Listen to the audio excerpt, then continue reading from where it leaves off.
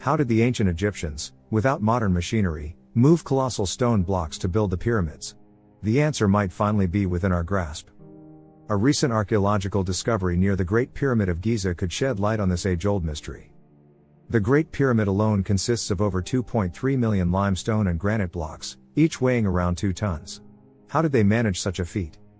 The research team explored the theory that the Egyptians used the Nile's tributaries to transport these massive stones.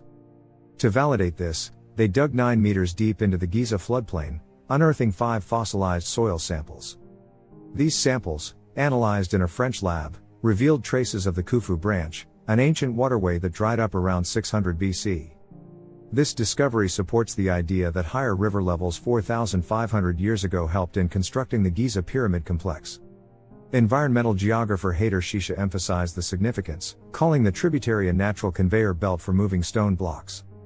A piece of papyrus from the Red Sea detailed an officer's account of transporting limestone up the Nile, further supporting this theory.